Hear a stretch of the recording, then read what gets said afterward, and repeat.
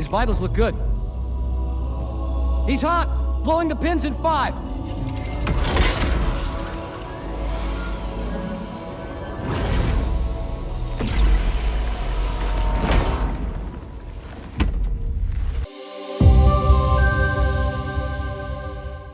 Has it really been 2.5 decades since players first played Halo Combat Evolved on a borrowed Xbox? How time has flown. I now find myself reviewing the third iteration of a modern classic. The remake of Halo Combat Evolved adds several lovely touches to an already excellent experience, but it also takes away some equally important elements along the way.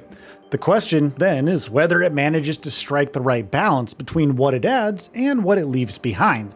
The answer is a resounding yes, and that goes beyond simply letting our excitement for what's new blend with the nostalgia of what already feels familiar. Now, the original Halo was always a legendary title, and it continues to retain that quality in its latest iteration, aside from a few quirks.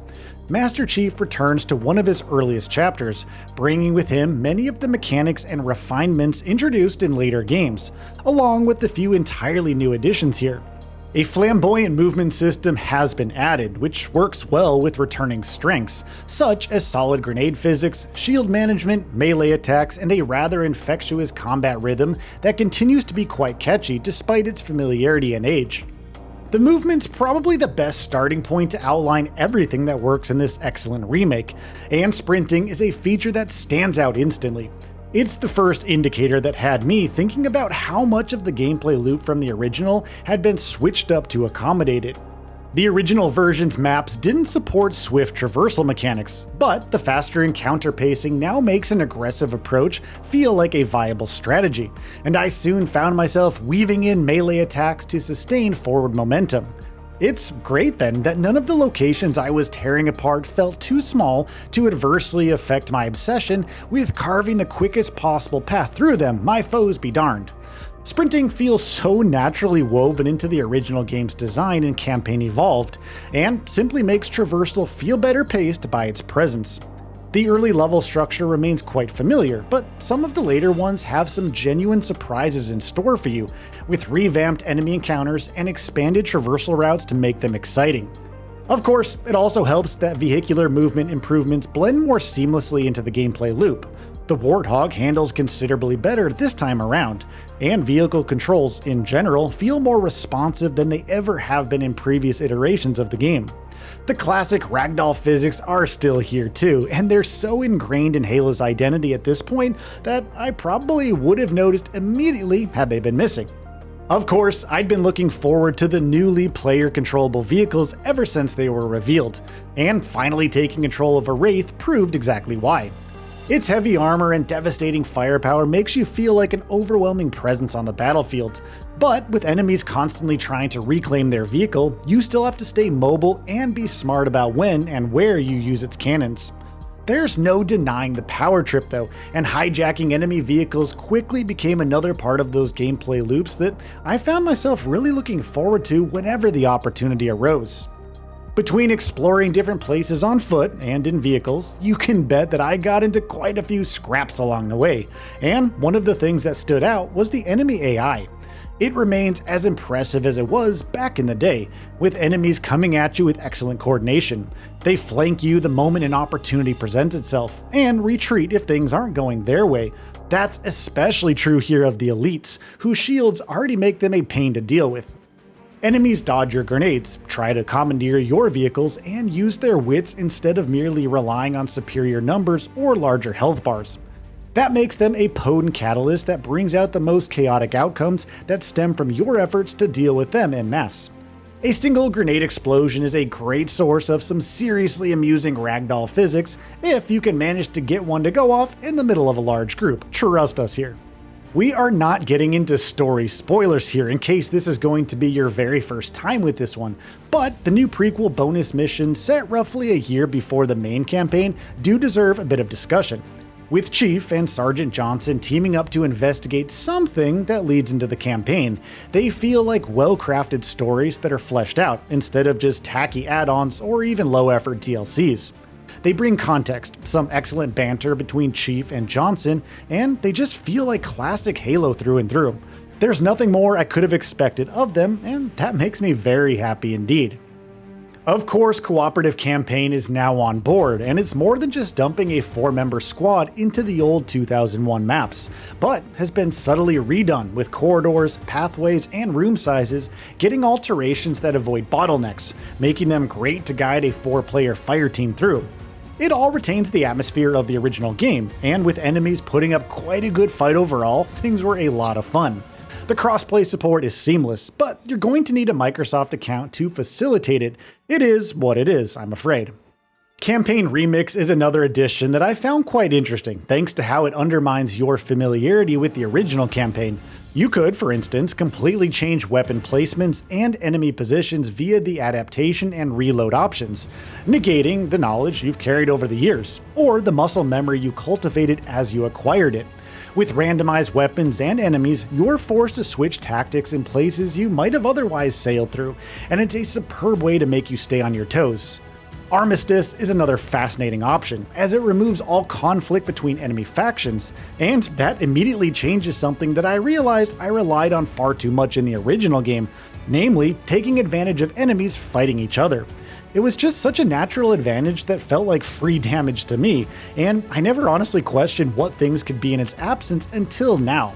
They're pretty darn chaotic and challenging to boot, and a passive approach isn't really an option at all when every hostile you see is now trying to make a meal out of you. The resulting campaign is one where you're going to need adaptability, often going against your own trained instincts in familiar places if you're a returning veteran. It also helps make the same mission feel different on subsequent playthroughs, which adds a lot of replay value in tandem with the expanded role that skulls now throw into the mix. For those who are unaware, they are a returning feature with a different implementation. They're now tucked away in obscure corners of maps, and finding one permanently unlocks a gameplay modifier that you toggle on or off before hopping into a mission. They are a curious bunch, to be sure, with ones like Perspective giving you a third-person view, Speed Limit that turns off sprinting for those of you who like a more methodical approach, and of course, the floor is lava, which is exclusive to Campaign Evolved, and does exactly what it says on the cover. They're really fun to find and mess around with, and bring further variations into a gameplay loop and campaign that could otherwise become repetitive after some time with it. So it feels strange, but weirdly good to say this. I played Halo Campaign Evolved on a PlayStation 5 Pro.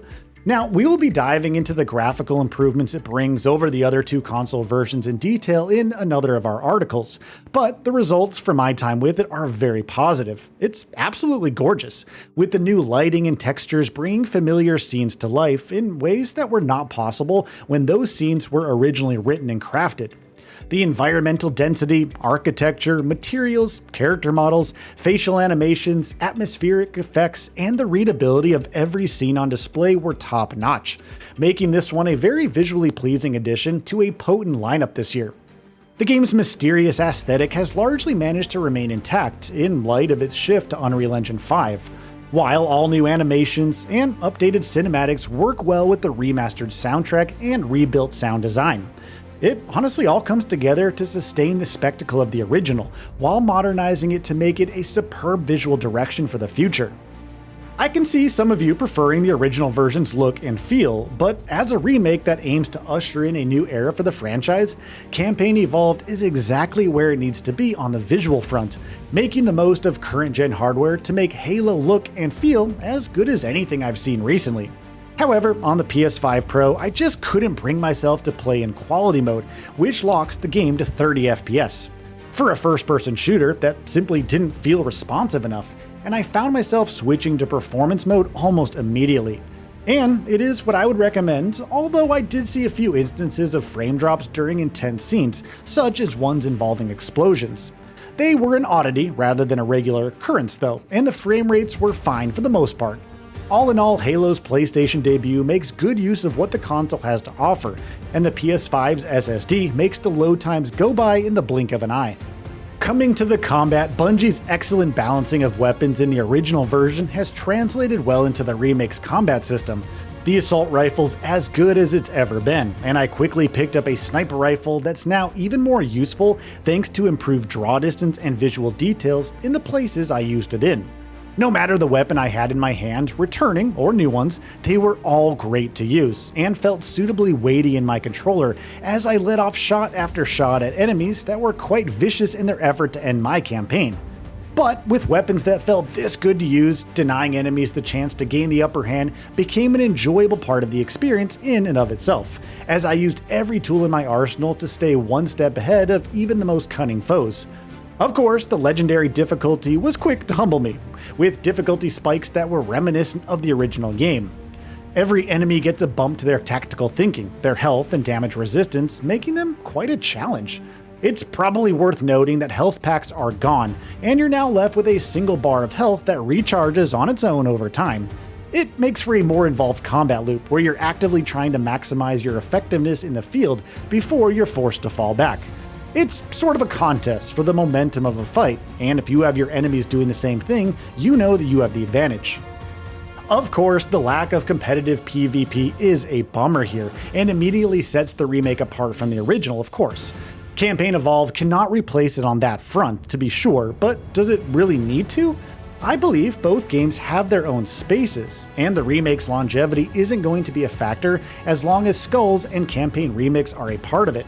Plus, the $49.99 USD price tag works in its favor, placing it comfortably below the cost of a full-price release, and helping set more reasonable expectation for what's on offer here. The lack of PvP and those minor performance issues do not take away from the fact that Halo Campaign Evolved is one heck of a remake, and a very welcome step in the right direction for the franchise and Xbox in general. If the rest of what the brand has planned on the remake front is as good as this one, we say bring it on. It's been a joy to see Master Chief in action, and a very interesting time watching him go to work on a PlayStation. It's definitely been worth it, and Halo fans should find plenty of reasons to jump back into the fray, regardless of which console that they're playing on. So, what are your thoughts on this? Go ahead and share them in the comments below. And if you like this video, please subscribe to the channel and enable all notifications by clicking the bell icon to get new video updates.